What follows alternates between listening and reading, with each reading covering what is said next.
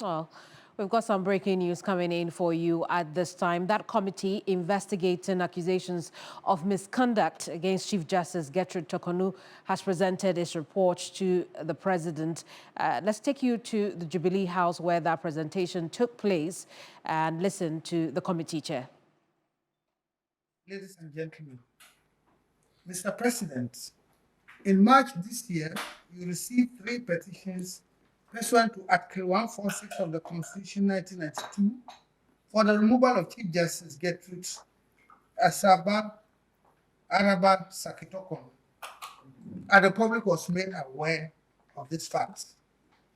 Subsequent processes dictated by the Constitution and the decisions of our Supreme Court were gone through, culminating in the establishment of our committee under Article 146, Clause 6 of the Constitution. The nation was further duly informed, and when we commenced our work on the 15th of May 2025, the Minister of State for Government Communications was briefed and notified the public about it. There has been considerable interest in our work, shown through comments and opinions by Ghanaians and international observers as well. However, the committee restrained itself all along from reacting, even when blatant false statements were made about members of the committee and our work. To the committee, our mandate and remit is set out under Article 146, Clauses 7 and 8 of the Constitution. It's clear, and it is to inquire into the petitions in camera. Here, the person against whom the petitions have been brought in her defense by herself or by her lawyer or other aspect of her case, and then make a recommendation to you, Mr. President. As I have said above, 3 petitions were referred to us, and though all 3 petitions seek the same relief, each petition is distinct and would succeed or fail on its individual strengths or weaknesses. Mr. President, without disclosing the substance of the proceedings, and since in-camera proceedings is not the same as in secret, we can state that in respect of the first petition, we received evidence by Mr. Daniel Ofori, the first petitioner, through 13 witnesses. Similarly, the Chief Justice in her defense called 12 witnesses, including expert witnesses, as she is entitled to do under the Constitution. The Chief Justice testified personally and was cross-examined. The committee received about 10,000 pages of documentary evidence from both sides. There were 4 lawyers that represented the first petitioner, Daniel Ofori, and 4 lawyers represented the Chief Justice. Mr. President, after critical and dispassionate examination and assessment of all the evidence, including the expert evidence, against the provisions of the Constitution and the relevant laws, we have, without fear or favor, arrived at a recommendation on the first petition. The recommendation is contained in the envelope which I now give to you.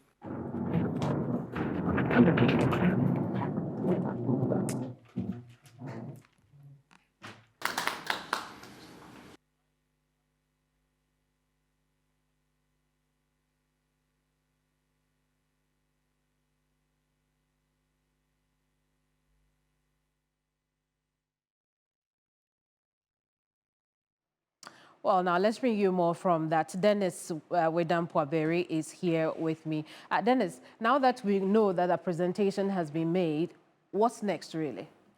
Well, so looking at Article 146, which is the basis for this committee and all the work that it's been doing, we know it's been done in camera, also in accordance with the Constitution. The next step for the proceedings in this particular instance will be for the President to act in accordance with the recommendations of the committee.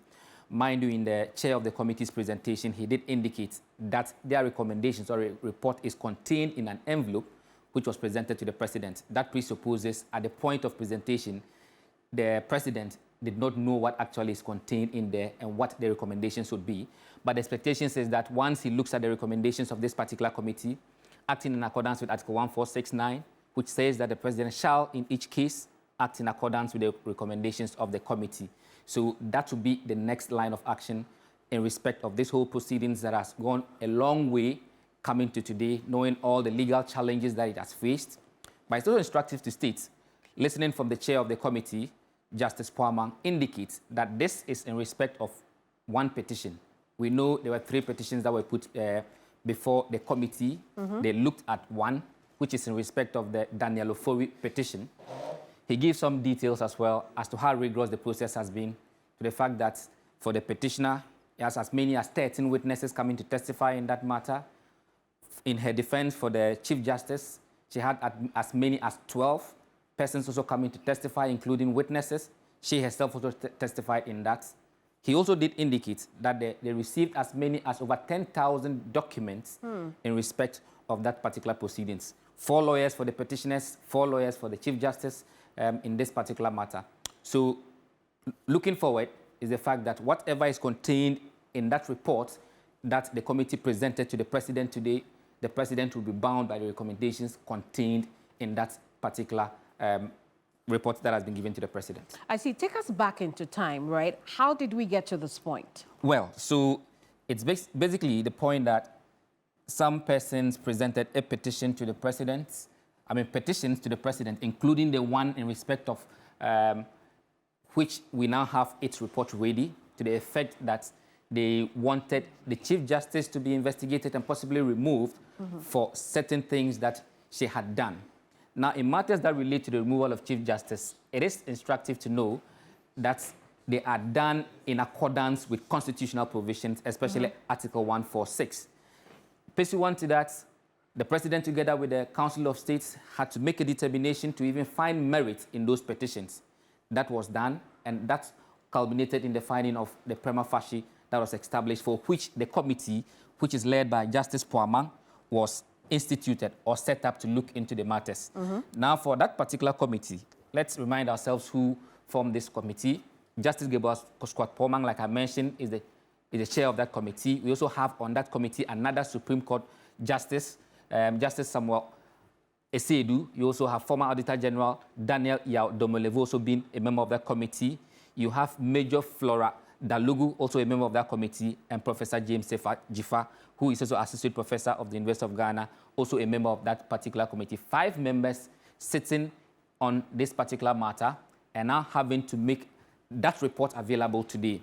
What you heard earlier, or the person you heard speak at the presidency, was Justice Gabriel Scott Poamang, who has been the chair of that committee. We do also know that even before the committee started its work, there had been several legal hurdles that they had to cross. Absolutely. Because many were those who thought that the process right from the word go was impugned, so they had to go to the Supreme Court to seek interpretation on certain matters and also seek to restrain the committee from doing its work. As many as 5 legal hurdles had been crossed, including injunction applications, which have all failed. There have also been processes that have gone beyond the borders of the country. Absolutely. I.e., the Chief Justice taking the matter to the ECOWAS courts, also seeking to stop the process. That is a matter which is still pending and yet to be determined. I see. So there's a lot that has been happening in this I'm just wondering, right, considering that the ECOWAS case is pending, we know that the UK bar also had, written in support of the Chief Justice. Again, that is not a legal matter, so we can put it on the side, right? Yes. But on the subject of the ECOWAS ruling, we know a report has now been submitted. Does it change the dynamics of what may be going on in the ECOWAS legal matter? Not exactly, because as long as the committee has not been stopped from doing its work, it has the mandate, or it had the mandate, to carry through whatever process is ongoing. If there was an order, perhaps from our law courts, that stopped the work of the committee, that would have been a different conversation altogether. But to the extent that that did not happen, the committee had the power to continue to do the work that it's done. Now, one thing I didn't also mention is the fact that in respect of the two petitions, they are still pending. Right. However, the chair indicates that the petition of the second, the petitioner in the second petition, I didn't want to sound repetitive, but that's what it is. Yes, the petitioner in that matter, yes, together with the defense, that's the Chief Justice and her lawyers, recommended that be adjourned So for now, that has been graciously granted. So for now, those matters stand adjourned. It also indicates that if it becomes necessary, they would have to go in and look at those petitions as well. But it's just important to state that this report that has been presented is in respect of just one, and that is the Daniel Ofori petition. And that is enough to proceed on whatever the next actions are? Yes, depending on the... I mean, legally speaking. Yes, depending on the findings that are made in that report, it is enough for the president to act on, because like I showed you under Article 1469, it's instructive that once the committee presents its recommendations, whatever the recommendations are, the president is bound by those recommendations. So we are yet to see exactly what is in there, but that will be a communication we expect from the presidency in respect of what's contained in that envelope. That's what was presented to the president. Is the president legally bound by time as to when he's supposed to take action on this? We don't see that expressly on the face of the provisions in the Constitution, except to say that he's bound by the recommendations. To act? To act, yes. Indeed. Thank you so much for bringing us those details. Dennis Kwaberi has just been sharing with us details of that report that has been, well, not the report itself, but we know that news just coming in is that the report from the committee investigating suspended Chief Justice Gertrude Tokonu with regards to some petitions that have been submitted for her removal over accusations of misconduct. They've presented that report to the president. Then this has just been telling us what could take place now going forward. It's unclear what is contained in that report presented to the president at this time, except that the committee has told us that 2 of the petitions were not considered. They give reasons why that is the case, but on one petition, that is what the report is based on at this time. Then this has also been telling us all the legal hurdles it had to follow, and the fact that this will have no bearing on the case in ECOWAS and, vice versa as well. So that's just news coming in. The committee investigating accusations of misconduct against Chief Justice Gertrude Tokonu has submitted its report to the president. We'll see how this plays out in the course of the news day.